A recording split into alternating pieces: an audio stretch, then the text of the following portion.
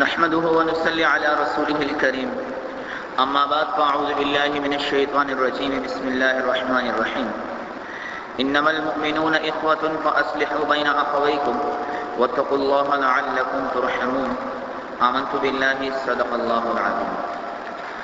میرے قابل صدر احترام محترم عزیز و دوستوں اور بزرگوں، کل آپ حضرات کے سامنے یہ بات عرض کی تھی کہ اللہ تبارک و تعالی نے مسلمانوں پر بے شمار حقوق عائد کیے ہیں۔ بعض حقوق اللہ ہیں اور بعض حقوق العباد ہیں۔ پھر حقوق العباد میں سب سے اونچا، سب سے اعلیٰ، سب سے عرفہ جو درجہ ہے وہ ماں باپ کے حقوق کا ہے، پھر ماں اولاد کے حق ہے، پھر میاں بیوی کے اور عامۃ المسلمین کے۔ کل آپ حضرات کے سامنے یہ بات عرض کی تھی کہ حقوق العباد کی جو ہے وہ دین کے اندر اور شریعت کے اندر اہمیت کتنی ہے، اور آخرت کا دار و مدار، آخرت کی نجات کا جو دار و مدار ہے وہ بھی اللہ تبارک و تعالیٰ نے حقوق العباد کی ادائیگی پہ رکھا ہے۔ آج آپ حضرات کے سامنے یہ بات کرنا مقصود ہے کہ ایک مسلمان کے دوسرے مسلمان پر کیا کیا حق بنتے ہیں۔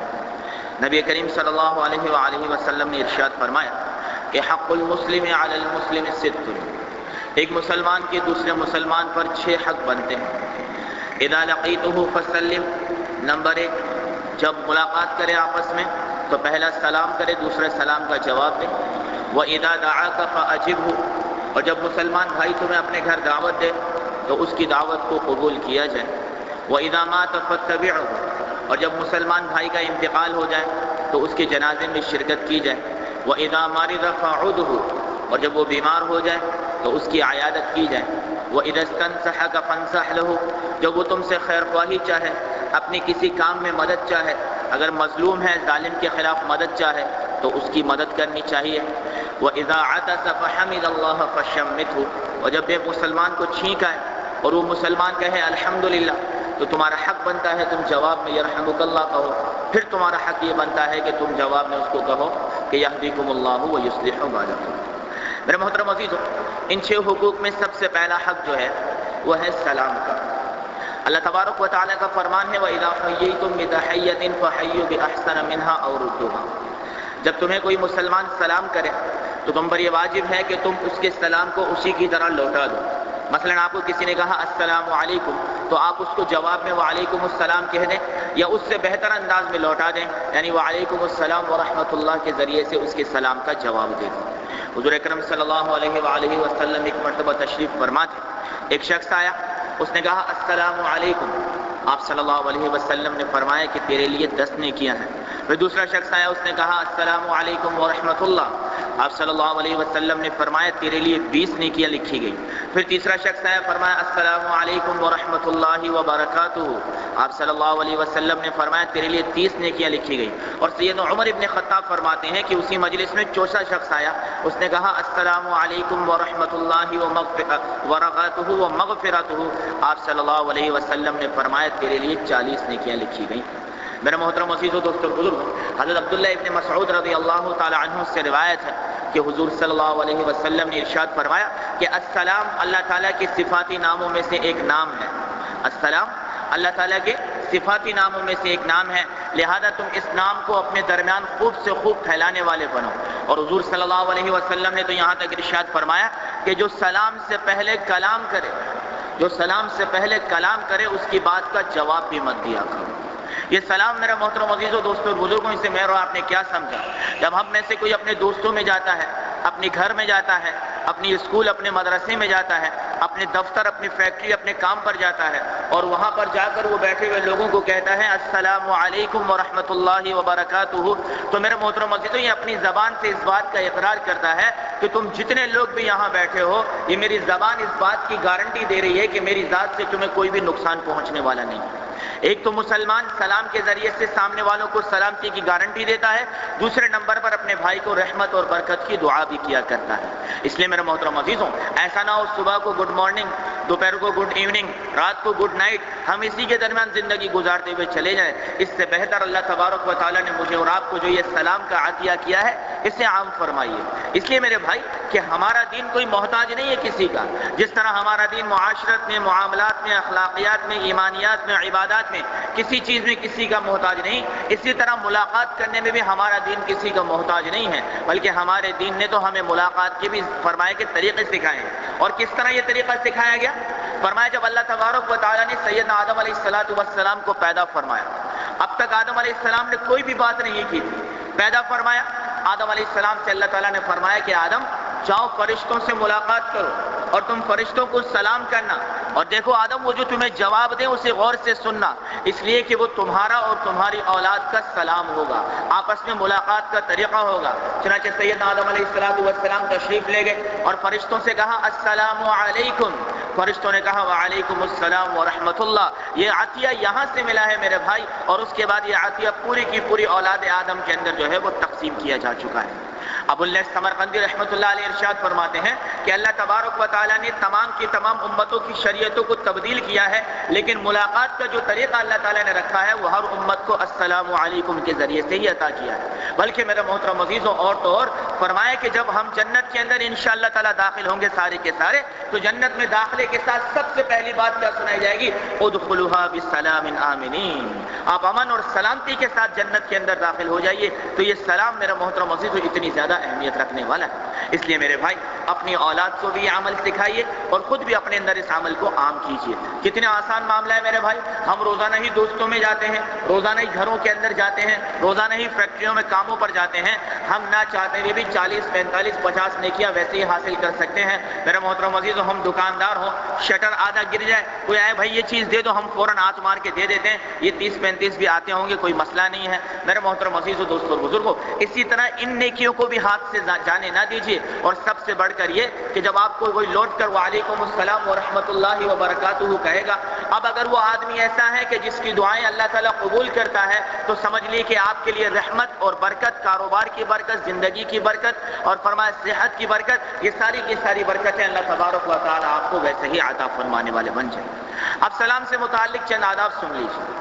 سلام تو ہر وقت کرنا چاہیے، لیکن 6 مقامات ایسے ہیں جہاں سلام نہیں کرنا چاہیے۔ نمبر 1، جو شخص بیت الخلاء میں بیٹھا ہو اسے سلام نہیں کرنا چاہیے۔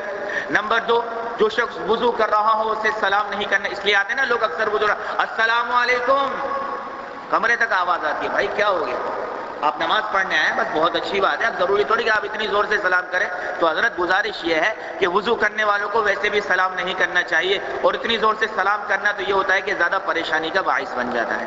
نمبر 3، جو آدمی علم و عمل سیکھنے سکھانے کی مجلس میں بیٹھا ہو، جیسے ہماری مجلس میں بیٹھے ہیں، اب آنے والے کو سلام نہیں کرنا، چپ چاپ آ کر بیٹھ جانا چاہیے۔ اسی طرح اب انشاءاللہ فجر کی نماز کے بعد ہمارے یہاں 6 نمبر کا مذاکرہ ہوگا، ہماری جو تبلیغی جماعت کا جو مذاکرہ ہوتا ہے اس کے اندر بھی آنے والے کو سلام نہیں کرنا چاہیے، بلکہ چپ چاپ آ کر بیٹھ جانا چاہیے۔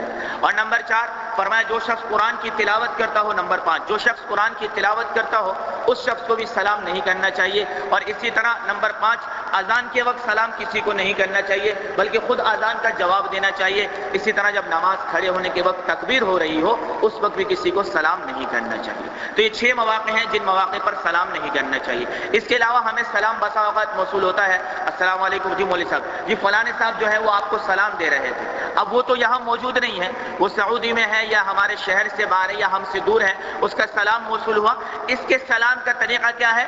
تو آپ کہیں گے علیہم وعلیکم السلام، علیہم وعلیکم السلام، اس پر بھی سلامتی ہو جس نے مجھے سلام بھیجا، اور تم پر بھی سلامتی ہو۔ تو اگر کوئی کہے گا جی فلاں آدمی آپ کو سلام عرض کر رہے تھے، تو آپ جواب میں کہیں گے علیہم وعلیکم السلام۔ اس طرح بسا اوقات ہمیں کاغذ کے اندر، خط کے اندر، درخواست کے اندر سلام لکھا ہوا آتا ہے، وہی محترم جناب فلاں بنت فلاں السلام علیکم ورحمۃ اللہ، فلاں بن فلاں السلام علیکم ورحمۃ اللہ۔ اب جب آپ نے یہ سلام پڑھ دیا تو اس کا جواب دینا آپ پر واجب ہو گیا۔ اب خط میں لکھے ہوئے، درخواست میں لکھے ہوئے سلام کا جواب دینے کے 2 طریقے ہیں۔ نمبر 1، یا تو آپ اس کے جواب میں دوبارہ وعلیکم السلام لکھ کر خط کا جواب بھیج دیجئے، یا دوسرا طریقہ یہ ہے کہ جب آپ وہ سلام پڑھیں تو اس وقت دل میں فرما دیجئے وعلیکم السلام ورحمۃ اللہ وبرکاتہ، اس طرح آپ کے ذمے سے سلام کا ترک ادا ہو جائے۔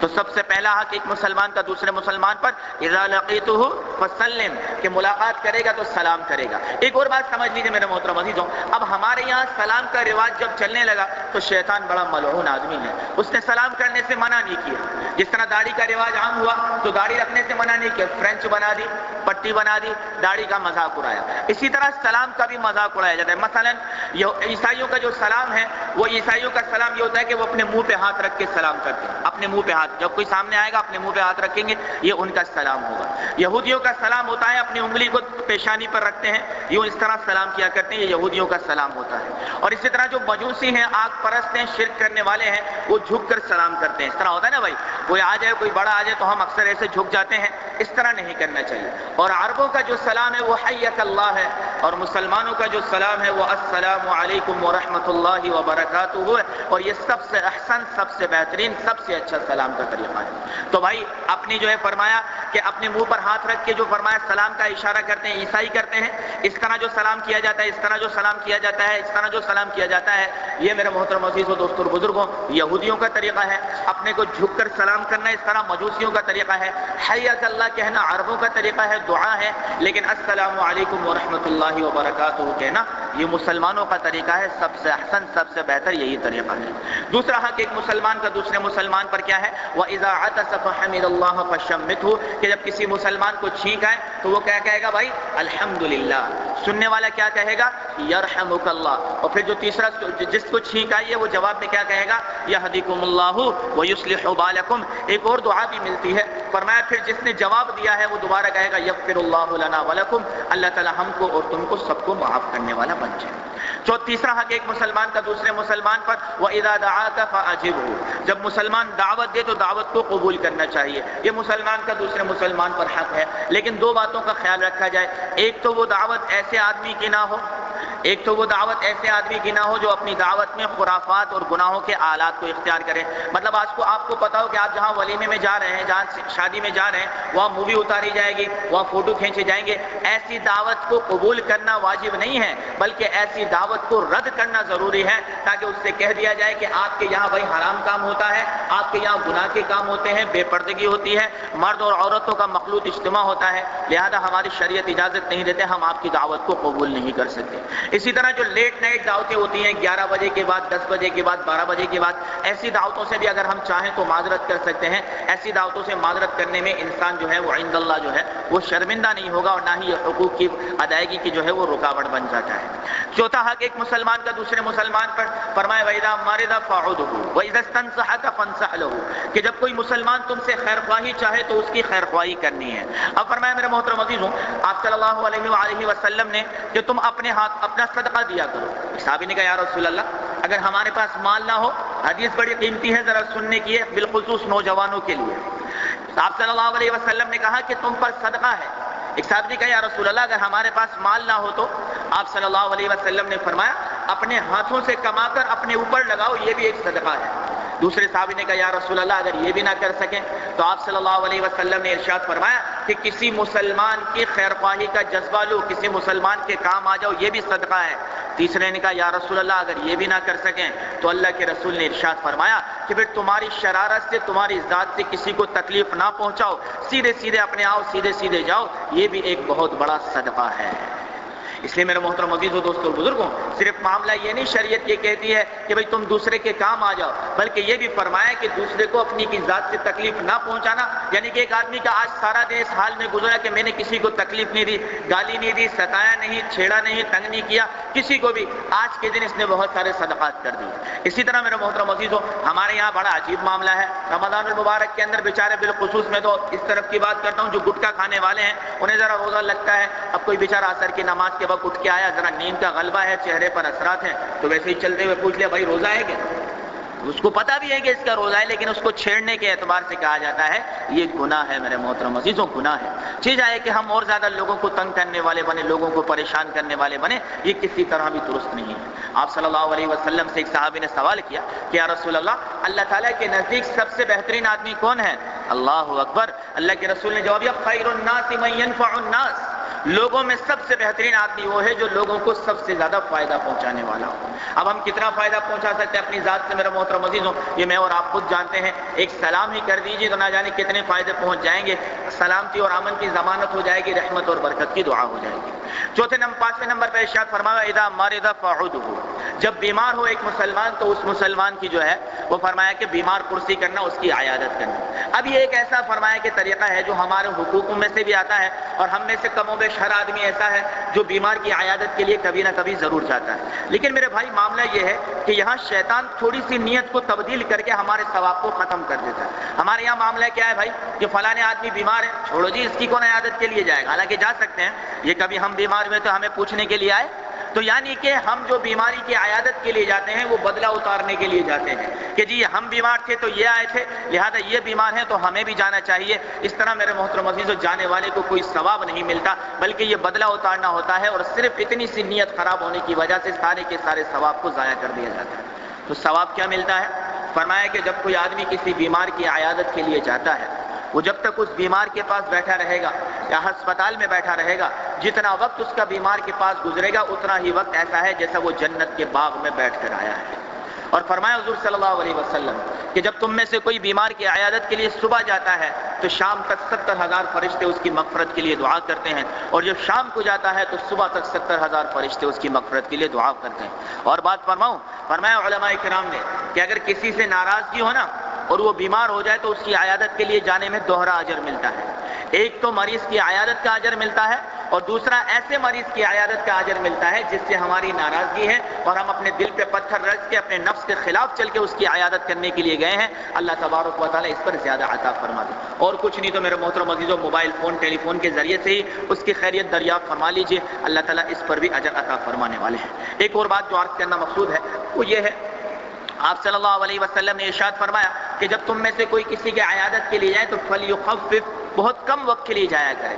ایسا نہ ہو میرے بھائی کہ وہ مریض بنسبت اس کے کہ ہماری عیادت سے اس کا دل بہلے وہ ہم اس کے لیے باعث پریشانی بن جائے۔ اور خصوصی طور پہ بھائی اگر کسی کے گھر پہ جانا ہو تو اللہ کے لیے ان کے کھانے کے اوقات، ان کے آرام کے وقت کا لحاظ کر کے مریض سے ملنے کے لیے جانا چاہیے کہ یہ مریض کے آرام کا وقت نہ ہو، یہ مریض کے کھانے کا وقت نہ ہو۔ اس لیے میرے محترم عزیز و بسا اوقات ہماری جو عیادت ہے، اب جیسے بسا اوقات ہے مریضوں کو ICU روم میں رکھا جاتا ہے، اللہ ہم سب کی حفاظت فرمائے، یا CCU روم، پتہ نہیں کون کون سے روم ہیں، جتنے گناہ بڑھتے جا رہے ہیں اتنے درجات جو ہیں وہ روموں کے بڑھتے جا رہے ہیں، جتنے گناہ بڑھتے جا رہے ہیں اتنے درجات۔ ICU روم پہلے ہم سنتے تھے 2-4 سال پہلے ہر پہ آخر ہے، اب اس سے بھی آگے ایک اور چیز پتہ نہیں کیا پیدا کر دی گئی، اللہ ہماری حفاظت فرمائے، عزت والی، عظمت والی اور شہادت والی موت اللہ تعالیٰ مجھے اور آپ کو نصیب فرمائے۔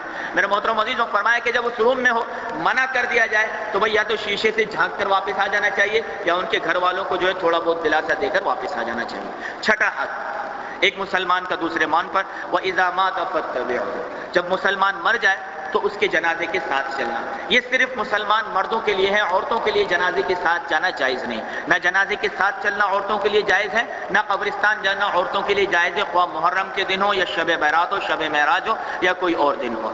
چنانچہ فرمایا کہ جنازے کے ساتھ چلنے کے آداب یہ ہیں کہ جنازے کے آگے نہیں چلنا چاہیے، الا یہ کہ ہم کندھا دینے کے لیے آگے ہیں، یا تو جنازے کے دائیں بائیں چلنا چاہیے یا جنازے کے بہت زیادہ پیچھے چلنا چاہیے۔ یہ جنازے کے ساتھ چلنے کے آداب ہیں۔ اس کے ساتھ ارشاد فرمایا آپ صلی اللہ علیہ وسلم نے کہ اگر تم میں سے کوئی اپنے کسی مسلمان بھائی کے جنازے میں جاتا ہے اور صرف نماز پڑھ کے لوٹ آتا ہے نماز جنازہ، تو فرمایا کہ وہ ثواب کا ایک قیراط لے کر آتا ہے۔ اور اگر کوئی اپنے مسلمان بھائی کے جنازے کے ساتھ جاتا ہے، نماز جنازہ بھی پڑھتا ہے، قبرستان میں دفن تک بھی رہتا ہے، وہ ثواب کے 2 قیراط لے کر واپس آتا ہے۔ صحابہ نے فرمایا یا رسول اللہ یہ 2 قیراط کتنے ہوتے ہیں؟ تو اللہ کے رسول نے فرمایا کہ ان 2 قیراط کا ثواب جو ہے 2 بڑے بڑے پہاڑوں کے برابر اللہ تعالیٰ عطا فرمائیں گے۔ اور میرے محترم عزیز و ارشاد فرمایا میرے محبوب نے کہ جو جنازے کے چاروں طرف سے کندھے دیتا ہے، پہلے تو کندھا دینے کا طریقہ سیکھ لیجئے۔ مثلا یہ جنازہ ہے، اس کی دائیں طرف سے کندھا شروع کرنا ہے، پہلے یہاں کندھا دینا ہے، پھر یہاں دینا ہے، پھر یہاں دینا ہے، پھر یہاں دینا ہے۔ فرمایا کہ ہر کندھے کے ساتھ 10 قدم چلنا چاہیے۔ ہمارے یہاں جو چھینا جھپٹی کا سسٹم ہے نا بھائی، اللہ کے لیے اس سے تھوڑا سا حفاظت کرو، اس سے بچنے والے بنو۔ یہ بھائی 10 قدم تو کم سے کم ہر کندھا دینے والے کو چلنا چاہیے۔ اور ایک مسئلہ یہ ہے کہ جی جنازہ اٹھایا نا، اب دوسرے نے کندھا لیا، بولتا کلمہ شہادت اشہد ان لا الہ الا اللہ، یہ طریقے غلط ہے میرے بھائی۔ خاموشی کے ساتھ اپنے دل میں موت کو یاد کرتے ہوئے چلنے چاہیے۔ جنازہ اٹھاتے وقت نہ تو اذان دینے کی اجازت ہے، نہ کلمہ پڑھنے کی اجازت ہے، نہ کلمہ شہادت پڑھنے کی اجازت ہے۔ یہ جو بیچارے چند لوگ اپنی نا علمی کی وجہ سے زور زور سے کلمہ شہادت کرتے ہیں اور دوسرا کہتا ہے اشہد ان لا الہ الا اللہ، یہ کسی طرح بھی درست نہیں بھائی۔ اس طریقے سے بجائے اس کے کہ اس مردے کو ثواب ملے، ایسے نا علم لوگوں کی کندھے دینے کی وجہ سے بیچارہ اور بھی کمی کے اندر آ جاتا ہے۔ اسی طرح جنازہ اٹھاتے وقت گھر کے پاس دعا کی جاتی ہے، کسی طرح بھی درست نہیں، کسی طرح بھی جائز نہیں، کسی طرح بھی ثابت نہیں۔ جنازے سے واپس آنے کے وقت جو ہے پھر دوبارہ گھر کے پاس کھڑے ہو کر دعا کرتے ہیں، یہ بھی کسی طرح درست نہیں، کسی طرح جائز نہیں، کسی طرح ثابت نہیں۔ مصیبت تو یہ ہے کہ جب تک وہ لوگ لوٹ کر نہیں آتے تو عورتیں گلیوں میں گھروں میں بیٹھی رہتی ہیں، انتظار کرتی رہتی ہیں۔ اب رات برات کا معاملہ آ گیا ہے، بھائی آپ جاؤ ٹھیک ہے، جنازہ اٹھ گیا ہے، آپ نے جو ہے تھوڑا بہت جو آپ کو غم تھا اپنے غم کا اظہار کیا، اب آپ اپنے اپنے گھر جاؤ۔ اب جب تک وہ دفنا کر واپس نہیں آئیں گے یہ عورتیں یوں ہی ڈیرے ڈال کے گھروں میں بیٹھی رہیں گی، یہ کسی طرح بھی درست نہیں ہے۔ اور بالخصوص جب جنازے رات کے ہوں تو عورت بہت کم وقت کے اندر دوبارہ لوٹ کے اپنے گھر چلی جائے۔ یہ 2 بجے 3 بجے تک جو ہے وہ جنازوں کے اندر بیٹھنا اور اس کے بعد لوٹ کر دوبارہ گھر جانا یہ جائز نہیں ہے۔ دوسرا معاملہ بڑا عجیب چل پڑا ہے، بھائی ایک جنازہ ہوا ہے، اب جنازہ اس گھر میں ہوا ہے تو بھائی چند عورتیں جو ہیں اس عورت کی کسی عورت کو اٹھا کر جو ہے وہ دوسرے گھروں میں لے کر جاتی ہے، اب ایک جلوس کی شکل میں 100 150 200 عورتیں چل رہی ہیں، یہ بھی گناہ کے کام ہے۔ اور آپ یاد رکھیے گا کہ میت کے گھر کے اندر جتنی خرافات ہوتی ہیں، جتنی بدعات ہوتی ہیں، جتنے غیر شرعی اعمال ہوتے ہیں، ہمارا کچھ نہیں جاتا، وہ جو مرا ہوا ہے اس پر اتنے ہی زیادہ عذابات بھیجنے اللہ تعالیٰ شروع فرما دیتا ہے کہ تو بھگت اس معاملے کو، تو اپنے گھر والوں کو کوئی صحیح راستہ تجویز کر کے آتا تاکہ تیرے جانے کے بعد تیری آخری رسومات صحیح طریقے سے ادا ہوتی۔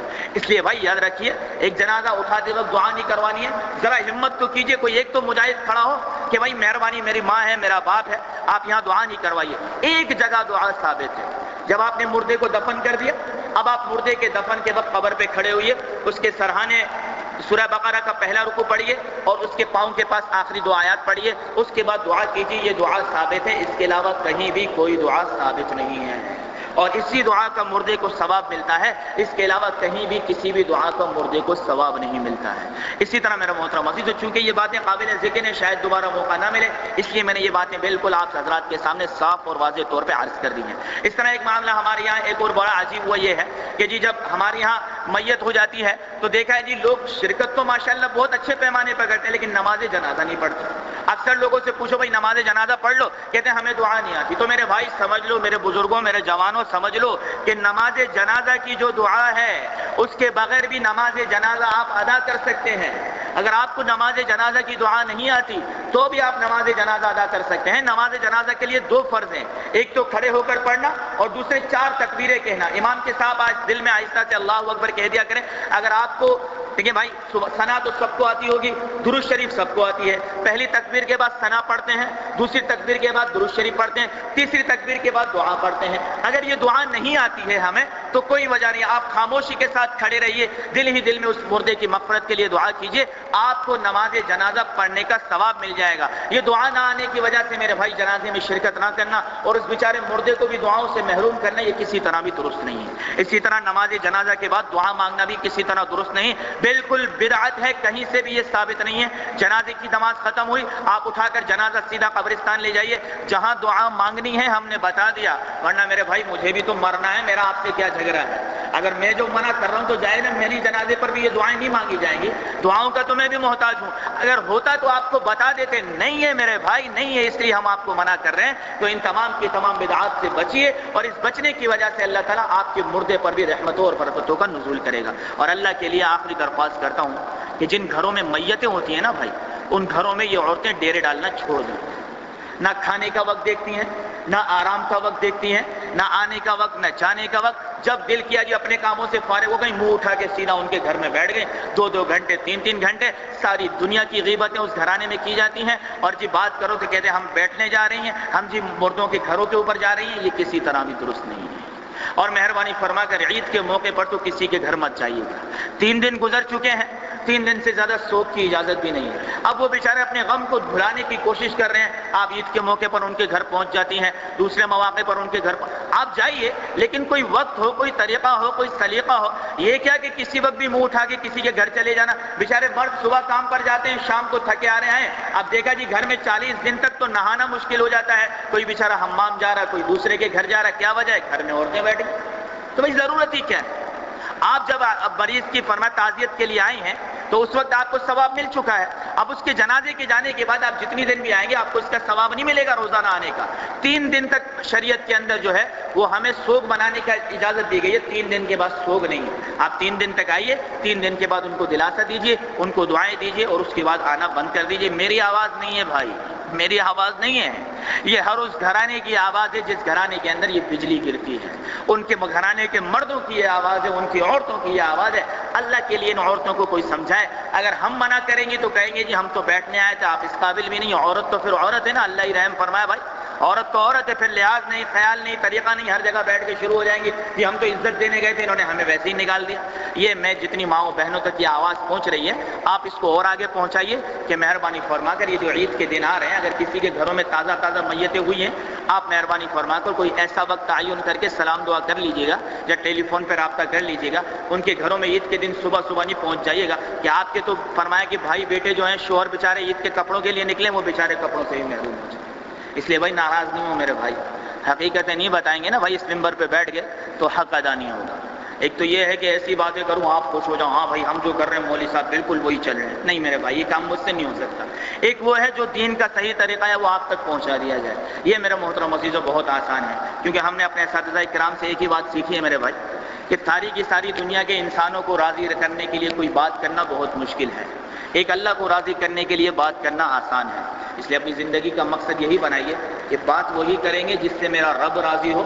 اگر آپ راضی ہو جائیں تو فابہا دعا دے دیجیے گا، نہ ہو تو میرے محترم عزیزوں میں کیا کروں، کیونکہ میری زندگی کا اصل مقصد اپنے رب ہی کی رضا ہے۔ اس لیے میرے محترم عزیزوں یہ 6 حقوق مسلمانوں کے ہیں، سلام کا جواب دینا، دعوت دے تو دعوت قبول کرنا، جب چھینک آئے تو الحمدللہ کہنا، اور اس کے بعد سامنے والا یرحمک اللہ اور یہ جواب میں یہدیکم اللہ کہے، بیمار ہو تو عیادت کرنا، مر جائے تو جنازے کے ساتھ چلنا، اگر مسلمان ضرورت مند ہو تو اس کی مدد کرنا۔ ان 6 حقوقوں کو ادا کیجیے اور احسن اور اچھے طریقے سے ادا کیجیے۔ اللہ تعالیٰ مجھے اور آپ کو عمل کی توفیق عطا فرمائے۔